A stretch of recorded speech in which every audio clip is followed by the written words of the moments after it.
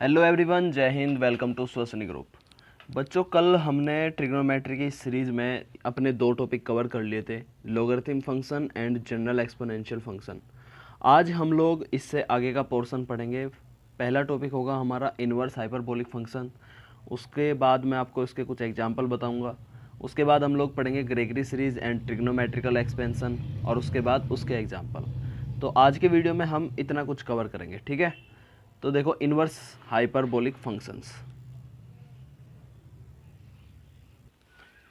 देखो बच्चों, क्या होता है इन्वर्स हाइपरबोलिक फंक्शन। जैसे एक हाइपरबोलिक टर्म है, जैसे sine hyperbolic w is equal to किसी नंबर z के बराबर है, ठीक है। तो यहाँ से ये जो w एंगल है, इसको मैं ऐसे भी लिख सकता हूँ, sine hyperbolic inverse z, right. अगर ये साइन हाइपरबोलिक को मैं इधर पहुंचा दूं तो ये बन जाएगा मेरा w equal to sine hyperbolic inverse z। इसी फंक्शन को हम बोलते हैं इनवर्स हाइपरबोलिक फंक्शन। इन फंक्शंस को क्या बोलते हैं? इनवर्स हाइपरबोलिक फंक्शन बोलते हैं, ठीक है। इनवर्स हाइपरबोलिक फंक्शन, जैसे कि साइन हाइपरबोलिक इनवर्स z, जैसे कि कोस हाइपरबोलिक इनवर्स z, जैसे कि टेन हाइपरबोलिक इनवर्स z। और ये मैं आपको बता ही चुका हूँ ये हाइपरबोलिक क्या होता है, ठीक है। कल वीडियो लेक्चर में हमने देखा था साइन हाइपरबोलिक z क्या होता है या साइन हाइपरबोलिक x क्या होता है। इनके फॉर्मूले याद है आपको? याद रहने चाहिए, ठीक है। अब इन हाइपरबोलिक फंक्शन से रिलेटेड कुछ फॉर्मूले होते हैं। वे फॉर्मूले कई बार प्रूफ करने के लिए भी पूछ ले जाते हैं, या फिर उनका क्वेश्चन में तो यूज होता ही है। तो मैं डायरेक्ट फॉर्मूले लिख रहा हूँ, उनके जो प्रूफ है, जिस प्रकार से हमने प्रूफ किए थे हाइपरबोलिक फंक्शन के, उसी प्रकार इनवर्स हाइपरबोलिक फंक्शन के प्रूफ है। तो ये आप लोग आसानी से कर सकते हो। मैं सिर्फ डायरेक्टली फॉर्मूले लिख रहा हूँ, ठीक है। तो पहला फॉर्मूला है मेरा, जो साइन हाइपरबोलिक इनवर्स जेड का जो फॉर्मूला है, साइन हाइपरबोलिक इनवर्स जेड। पहला फॉर्मूला है हमारा साइन हाइपरबोलिक इनवर्स जेड बराबर होगा मेरा, याद रखने हैं साथ के साथ ही, log z plus under root z square, log z plus under root z square plus 1। ये साइन हाइपरबोलिक इनवर्स जेड का फॉर्मूला है। सेकंड फॉर्मूला है मेरा cos hyperbolic inverse z. Cos hyperbolic inverse z बराबर होगा मेरा log z plus under root z square minus 1। बस यही डिफरेंस है, यहाँ ऊपर हाइपरबोलिक साइन वाले में प्लस आता है, यहाँ पे माइनस आता है, राइट। थर्ड फॉर्मूला है मेरा टेन हाइपरबोलिक इनवर्स जेड का। टेन हाइपरबोलिक इनवर्स जेड का फॉर्मूला होता है मेरा 1/2 log 1 plus Z upon 1 minus Z, ठीक है। फॉर्मूले है। इसके बाद इनके जैसे कोट हाइपरबोलिक इनवर्स है, इनको आप लोग बना सकते हो। इसका उल्टा कर दो तो क्या बन जाएगा? ये हो जाएगा 1/2 log z plus 1 upon Z minus 1। ये मेरा कोट हाइपरबोलिक इनवर्स जेड का फॉर्मूला है, ठीक है। तो ये सभी फॉर्मूले आपको ध्यान रखने हैं, याद रखने हैं, ठीक है। इनको याद करने का सिंपल तरीका है, एक बार इनको पढ़ो और एक बार लिख लो, ठीक है, याद हो जाएंगे। फिर नेक्स्ट चलते हैं हम आगे। इसमें फॉर्मूले और है। पहला, साइन हाइपरबोलिक इनवर्स एक्स बराबर होगा मेरा माइनस आई साइन इनवर्स आई एक्स। ये रिलेशन है मेरा trigonometrical function, inverse trigonometrical function and inverse hyperbolic function के बीच में, ठीक है। सेकंड फॉर्मूला है मेरा कोस हाइपरबोलिक इनवर्स एक्स बराबर होगा मेरा माइनस आई कोस इनवर्स एक्स। यहाँ पे सिर्फ एक्स है, साइन में आई एक्स है। थर्ड फॉर्मूला है मेरा टेन हाइपरबोलिक इनवर्स एक्स बराबर होगा माइनस आई टेन इनवर्स आई एक्स। ये तीनों फॉर्मूले भी आपको याद रखने हैं, ठीक है। इनको अभी अगर आपने देख लिया हो तो अभी वीडियो को पॉज करो और इनको एक कॉपी पे लिखो बिना देखे, ठीक है, याद हो जाएंगे साथ के साथ। अब मैं इसका एक एग्जाम्पल बताने जा रहा हूँ, ठीक है, इनवर्स हाइपरबोलिक फंक्शन का एक एग्जाम्पल। उसके बाद हम लोग पढ़ेंगे ग्रेगरी सीरीज। देखो बच्चों, क्वेश्चन मुझे दे रखा है कि tan inverse x plus i Y, ये हाइपरबोलिक नहीं है, डायरेक्टली इनवर्स फंक्शन है। tan inverse x plus i Y को मुझे रियल और इमेजिनरी पार्ट में तोड़ना है, रियल एंड इमेजिनरी पार्ट में तोड़ना है, ये काम करना है मुझे, ठीक है। तो देखो, लेट मैं एक काम करता हूँ, इस इनवर्स फंक्शन को tan inverse x plus i Y को a प्लस आई बी मान लेता हूँ, ठीक है, कोई दिक्कत नहीं है। अभी मुझे क्या करना था, मुझे इस क्वेश्चन को रियल और इमेजिनरी पार्ट में ही तो तोड़ना था। तो ध्यान से देखो, अगर इस फंक्शन की वैल्यू ये है, अगर इस फंक्शन की वैल्यू ये आ जाए तो इसमें जो a है मेरा, ये क्या है, ये रियल पार्ट है, और ये जो b है ये क्या है मेरा, ये इमेजिनरी पार्ट है। तो एक्चुअली में मुझे a की और b की वैल्यू निकालनी है इस क्वेश्चन में। अगर मैंने a की और b की वैल्यू निकाल दी तो मेरा काम हो गया, ठीक है, क्योंकि a मेरा रियल पार्ट है और b मेरा इमेजिनरी पार्ट है, और इस क्वेश्चन में रियल और इमेजिनरी पार्ट को इसने पूछ रखा है। तो देखो कैसे करेंगे। अगर मैंने इस tan inverse x plus i Y को a प्लस आई बी माना है, तो क्या मैं इसको ऐसे लिख सकता हूँ क्या, x प्लस आई वाई बराबर, ये tan इनवर्स इधर जाएगा तो हो जाएगा मेरा tan a plus i b, right. इसको बना लो इक्वेशन फर्स्ट। ऐसे ही आपको एक बात और ध्यान रखनी है कि जिस प्रकार x प्लस आई वाई बराबर है tan a plus i b के, इसी प्रकार x माइनस आई वाई बराबर होगा मेरा tan a minus i b के। याद रह जाएगी ये बात, इसको बना लो इक्वेशन सेकंड। अभी देखो, मुझे किसकी वैल्यू चाहिए, मुझे a की वैल्यू चाहिए, मुझे b की वैल्यू चाहिए। तो देखो कैसे आएगी a की और b की वैल्यू। नाउ देखो, मुझे a की वैल्यू चाहिए, मैं इस टर्म को लेकर के चलता हूँ tan 2a। tan 2a को क्या मैं ऐसे लिख सकता हूँ क्या, tan a plus i b plus a minus i b. देखिए ज़रा, लिख सकता हूँ क्या भाई, a plus i b plus a minus i b, दोनों को जोड़ेंगे तो आई बी से आई बी कट कट जाएगा, 2a बच जाएगा। tan 2a को मैं ऐसे लिख सकता हूँ। क्यों लिखा मैंने ये, क्योंकि मुझे a की वैल्यू चाहिए। अब ये tan a प्लस b का फॉर्मूला क्या होता है मेरा, tan a यानी tan a plus i b plus tan a minus i b, right, upon 1 minus tan a plus i b into tan a minus i b. ये formula होता है मेरा tan a प्लस बी का, ठीक है। इनकी value मेरे पास है इक्वेशन फर्स्ट और सेकंड से। तो tan a plus i b की वैल्यू नेक्स्ट स्लाइड में लिखता हूं मैं। tan a plus i b की वैल्यू क्या थी मेरी, x plus i y, plus tan a minus b की वैल्यू क्या थी मेरी, x minus i y, 1 minus x plus i y and x minus i y. Clear यहाँ तक, ठीक है। अभी देखो बच्चों, जैसे मैं क्वेश्चन में नेक्स्ट स्लाइड लेता हूँ तो आपको पिछली स्लाइड में क्या लिखा था ये भी आपको ध्यान रखना है, ठीक है, फिर कन्फ्यूजन नहीं होगा। अभी हम इसको सोल्व करेंगे। ऊपर बताओ क्या बच गया, 2x बच गया क्या, नीचे बताओ क्या बच गया, 1 माइनस, ये देखो a प्लस बी और a माइनस बी क्या होता है, a square minus b square, यानी x square minus i square y square, right.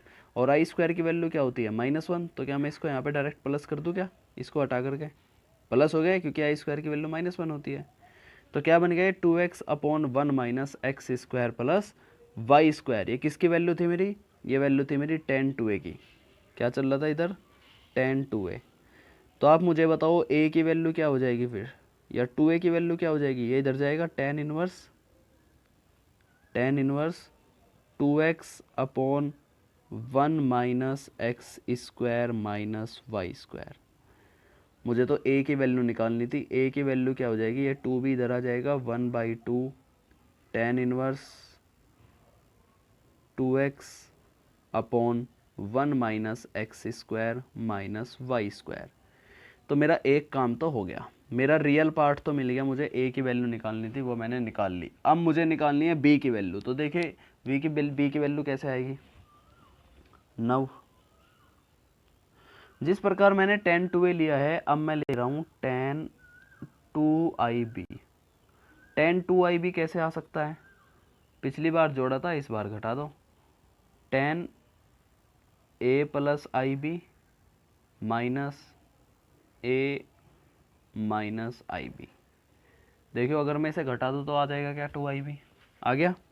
फिर से फॉर्मूला लगा दो वही सेम,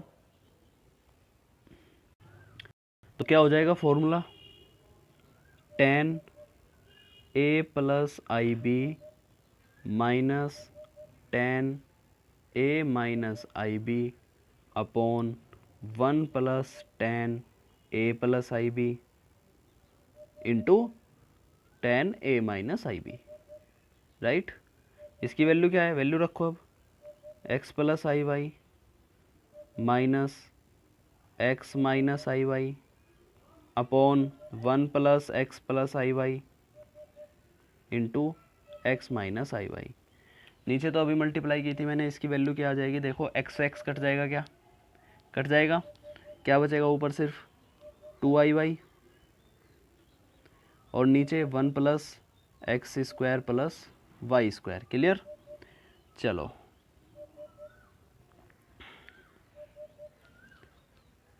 अब देखो यहाँ पे हम फिर से वही कर सकते हैं, 10 2ib। हाँ ये चीज़ आपको ध्यान रखनी है।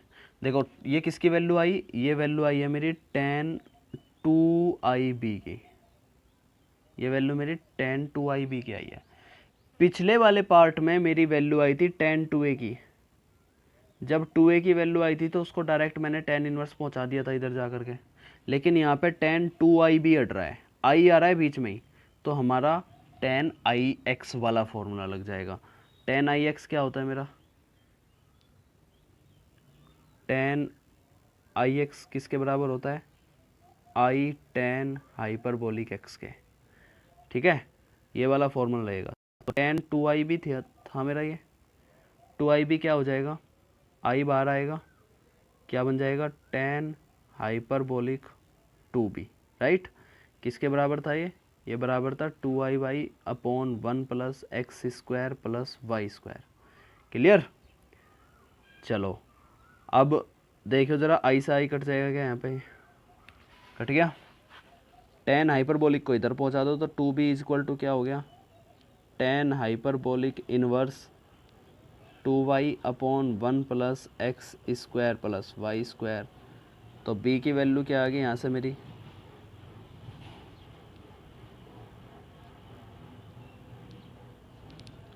तो बच्चों यहाँ से b की वैल्यू क्या आ गई मेरी, 1/2 10 hyperbolic inverse 2y upon 1 plus x square plus y square.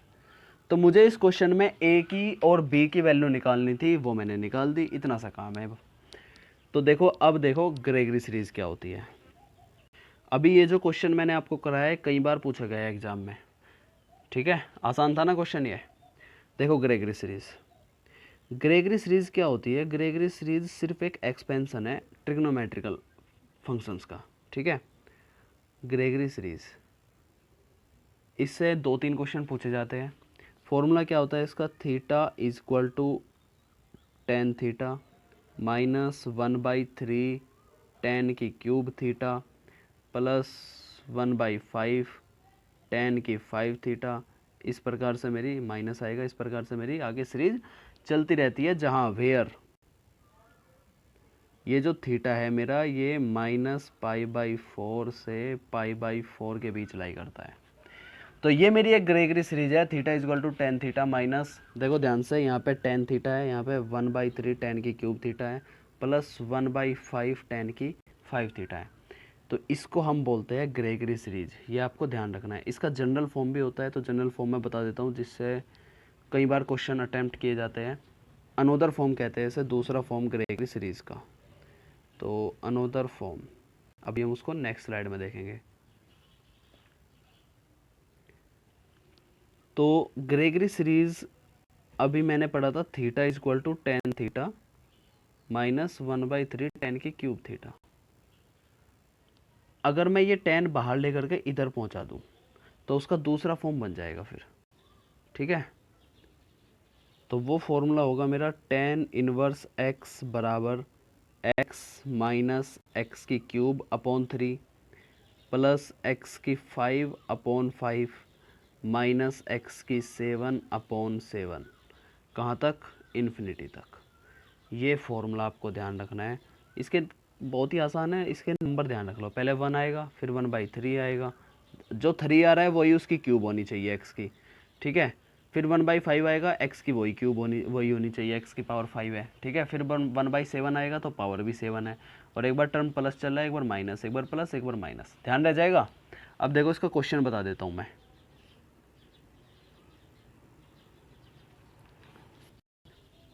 Question दिया हुआ है मुझे सम टू इन्फिनिटी।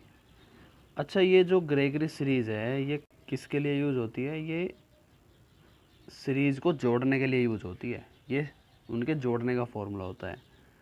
क्वेश्चन है मेरा सम टू इन्फिनिटी द सीरीज। एक सीरीज मुझे दी हुई है, उसको मुझे जोड़ना है इन्फिनिटी तक। सीरीज क्या दी हुई है मुझे? 1-1/3 ध्यान से समझ लेना, प्लस 1/5 × 4 माइनस कहाँ तक ऐड करना है मुझे? इसे इन्फिनिटी तक ऐड करना है। आपको क्वेश्चन देखते ही समझ आ गया होगा। देखो, एक बार टर्म प्लस का चल रहा है, एक बार माइनस का, फिर प्लस का, फिर माइनस का, यानी ग्रेगरी सीरीज का पहला स्टेप तो क्लियर है इस क्वेश्चन में। दूसरा स्टेप है 1/3 1/5। तो देखो यहाँ पे 1 है, यहाँ पे 1/3 है, यहाँ पे 1/5 है, अगले वाले टर्म में 1/7 होगा। तो यानी कि दूसरा स्टेप भी इसका बिल्कुल सही चल रहा है।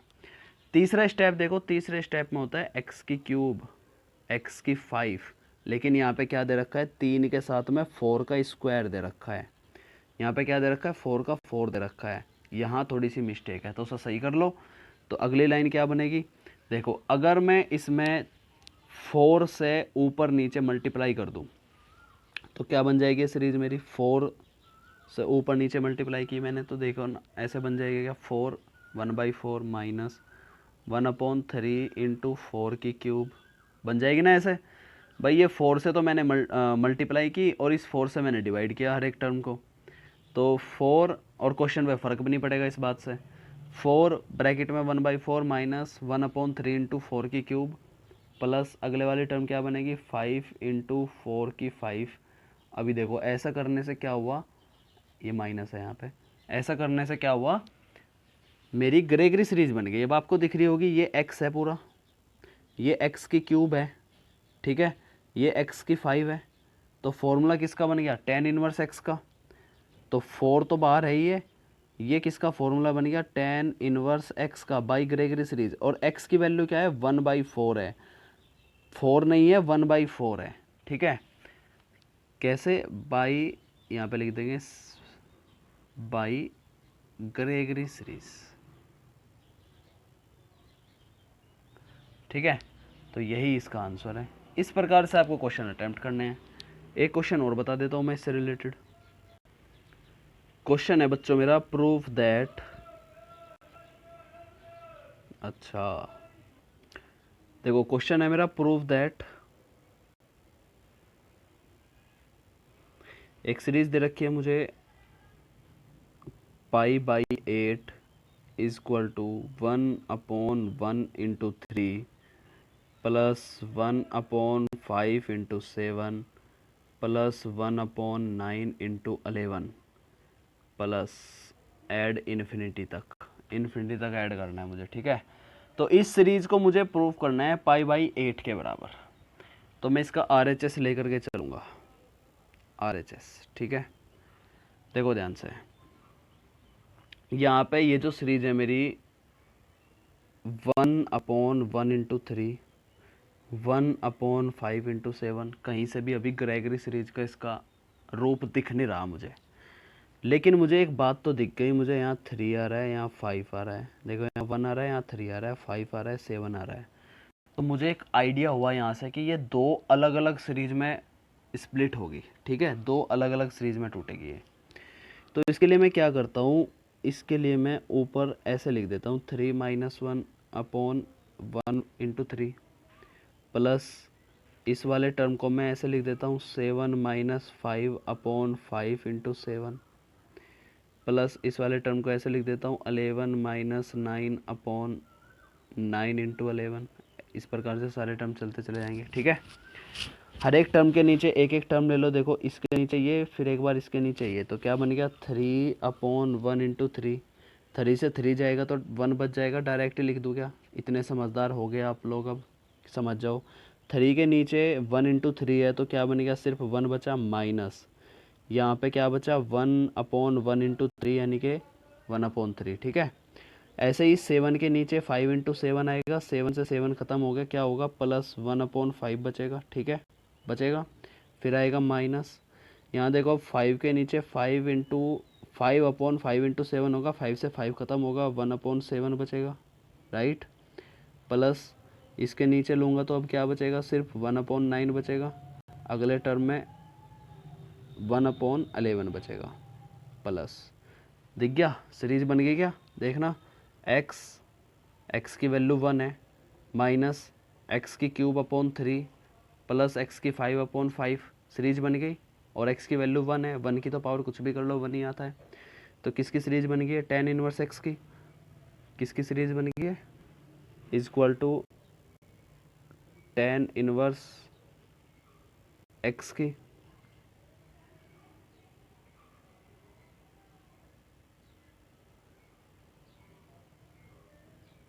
कुछ गड़बड़ कर दी भाई हमने इसमें। हाँ, हमने जो 3 - 1 किया वो 2 के बराबर होता तो 2 भी तो आएगा। देखो फिर से देख लो, क्वेश्चन था मेरा 1/1 × 3 प्लस 1/5 × 7 हो जाता है कई बार, प्लस 1/9 × 11, ये था ना। तो मैंने 3 × 1 तभी तो करूँगा जब यहाँ 2 2 होगा। तो 2 2 कब होगा? जब मैं 2 से ऊपर नीचे मल्टीप्लाई करूँगा। ये छोटी सी मिस्टेक हो गई थी। ठीक है, तो 2 से अब मैंने ऊपर नीचे मल्टीप्लाई कर दी। अब मैं इस क्वेश्चन को आराम से कर सकता हूँ। देखो 1/2 है, अब मैं इस 2 को लिख सकता हूँ 3 - 1/1 × 3 प्लस इस 2 को मैं लिख सकता हूँ 7 - 5/5 × 7। ठीक है, आगे अभी हम कर ही रहे थे, इसकी वैल्यू सोल्व करने के बाद आ गई थी मेरी tan इनवर्स 1, राइट।